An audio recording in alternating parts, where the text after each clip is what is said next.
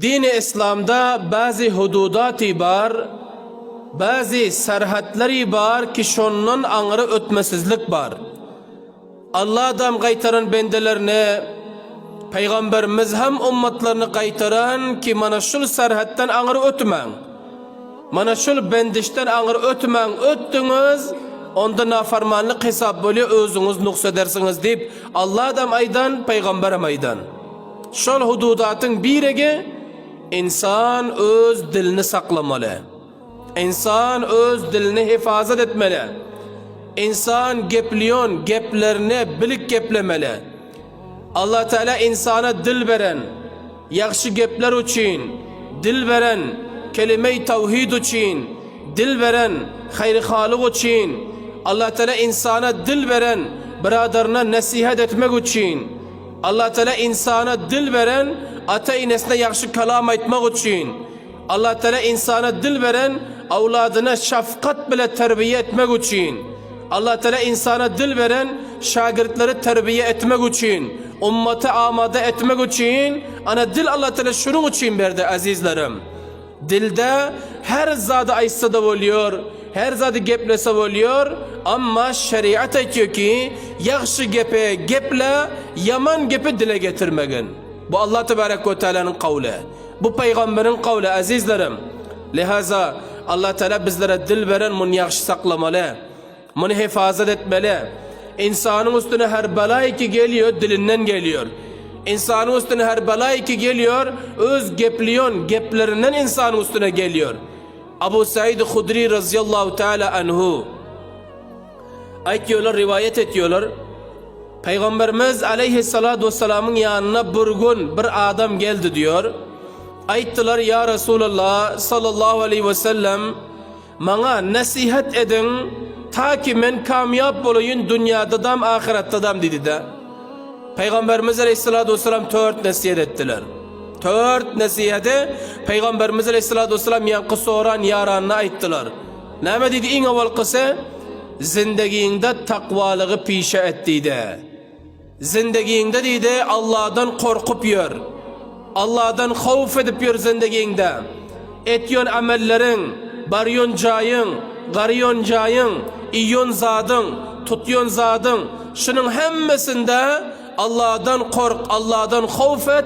Tayin ki tamam yaxşılıklara nail olurun yanak deyip Peygamberimiz Aleyhisselam yankı sahabasına şöyle dedi azizlerim. Anında insan ibadet edebiliyorken takvalık bilen, insan namazında şirinlik tapbiliyorken takvalık bilen, insan etyon hacında bir şirinlik o lezzetlik tapbiliyorken takvalığı bilen, İnsan tutyon rozasında öze yankı lezzet o şirinlik o imanı kavye edebiliyorken Huda terslik bile azizlerim. Namazı cuma geliyorsun, namazında lezzet vakti tapılıyor, Huda'dan korksan, Allah'tan havf etsen. Peygamberimiz şöyle dedi sahabasına. Aytti ki sen takvalık etkin, Allah'tan korkun, sana yaxşı ameller nasip olur dedi. Dünyanın yaxşı amelleri sana nasip olur. Allah Teala sana yaxşı ameller ettirir deyip Peygamberimiz Aleyhisselatü Vesselam şöyle dediler azizler. Anında bundan belli oldu. Bir insan namaz okuyusu gelen yok, Huda tersliği yok. Bir insan Kur'an okuyusu gelen yok, Huda tersliği yok. Bir insan namazını cemaat bile okuyusu gelen yok, lezzet yok, Huda terslik mi yok. Bir insan zikredesi gelen yok, Huda tersliği kemal parıyor. Ana hulasa-i kelam. Tamam yaxşı amellerin menşesi takvalıktakine Peygamberimiz yankı sahabasına şöyle dediler. Bu bir nasihat. İkinci nasihat. Cenab-ı Peygamberimiz Aleyhisselam etti. Sen cihadı özüne her vakit lazım bildiydi. Cihadı. Kafirle cihad etmekliği özüne lazım bil. Çünkü dünya var, Müslümanla kafir var, cihad var. Cihad dokunmuyor. El cihadu mazin ila yevmil kıyame. Cihad ta kıyamata çil devam etmeli. Bir kelime gu insan var, biri kafir dünya yüzünde var, cihad var şu vakta çile. Lihaza Peygamberimiz etti ki sen cihadı özüne lazım bil, cihad edip yürgün, ana şu cihad etmekliğin dini İslam'da rahbaniyet etmekliğin deyip Peygamberimiz şöyle dedi. Din İslam'da rahbaniyet caiz değil. Rahbaniyet ne ediyor? İnsan özünü insanlardan bülkül uzak alıp kamilen merdemi terk edip hu hak di fakat ana şöyle otursa bir yen iyelep buna rahbaniyet deyiliyor. İsevi dinde vardı. Din İslam'da buluyor. Cihadı din İslam rahbaniyeti deyip Peygamberimiz Aleyhisselam şöyle dedi.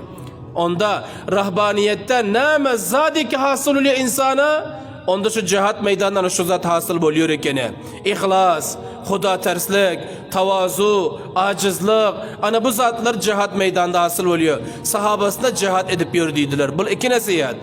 Üçüncü nasihat. Aytti ki sen hemişe Kur'an okuyup yürüdüydü. Kur'an'ı tilavet edip yürüdüydü. Allah'ın zikrini edip yürüdüydü. Ana şul Kur'an okuyup yürümekligin, Allah'ın zikrini edip yürümekligin yerde olsa sana nur oluyor, asmanda olsa Allah'ın yanında senin yakşı adın oluyor deyip Peygamberimiz şöyle dedi azizlerim. Anende Kur'an okuysak vakit tapan pillan, Allah'ın zikrini etsek vakit tapan pillan. Onda bul billere yeryüzünde nur oluyor, kalbimiz yaktılık oluyor, kalbimiz gaflattan oynuyor ve bizlere asmanda Allah'ın yanında yakşı ad oluyor. Allah bizlere iftihar ediyor. Malaikelerin yanında bizler için Allah Teala beğeniyor. Ana Kur'an okumak, zikr azkar etmek ana munça fazileti var. Yankı sahabasına buna ettiler. Üç oldu. Dördüncü nasihat. Peygamberimiz Aleyhisselatü Vesselam yankı sahabasına etti ki biduni zaruret geplemek için ağzını açmadıydı. Biduni zaruret bir meclis otuydun gepleme. Biduni zaruret kaysırına gidiyorsan gepleme. Biduni zaruret kaysı bir cayda merak sen gepleme. Zaruret pillan geple, bir zaruret pillan gepleme deyip yankı Peygamberimiz Aleyhisselam sahabasına şöyle dedi. Ne için? Vakti ki bir insan dedi, biduni zaruret geplemese, ağzını yumsa, sukut etse, hamuşluğu intikab etti mi, şeytanın üstüne galip geliyor dedi karan. Şeytanın üstüne galip geliyor. Şeytan mağlup oluyor bu insanın yanında. Peygamberimiz Aleyhisselatü Vesselam yankı soran sahabasından nasıl 4 tane nesiyede azizlerim edendiler. Anende insanın üstüne şeytan galip ediyor, gepliyon gepler biletiyor ekene. İnsan her zadi gepla otursa, bohtanı mede otursa, bir Müslümanın ayıbına mayda otursa, bir Müslümanın izinden gıybet emede otursa, bir Müslümanın aburusunu başkalarının yanında döküp otursa, bir insan başka biriyle soğuğu otur, davudaşınan beri otur, anında şu rakam geplerde şeytan bunun üstüne musallat oluyor, şeytan galip oluyor, ana insan şeytanın damı esaretine düşüyor. Ama zaman ki insan ağzını mahkem tuttu. Bidun zaruret geplemedi. Bidun zaruret ağzını açmadı. Sukut ihtiyar etti. Onda şeytan bunu ne edebilir? Hiç bilmiyor. Şeytan bunun üstüne galebe edebilmiyor. Şeytan bunun yanında öte esir oluyor. Şeytan bundan hiç fırsat kurşabilmedi mi? Abayla son kaçıyor azizlerim. Anında hulasay hadis ne oldu? İnsan bidun zaruret geplemeli değil. Her zada aydı vermelde aytmalı kendiyim. Belki geplecek bilen oylanıp, fikirlenip, şıl geplecek gepim sevap olur meke ya günah olur meke. Bir insan hafa olur meke ya hoş olur meke. Ana şöyle geplesen bu kamyaplık oluyor. Allah Teala'nın yanında insan derece makamını yukarı gidiyor.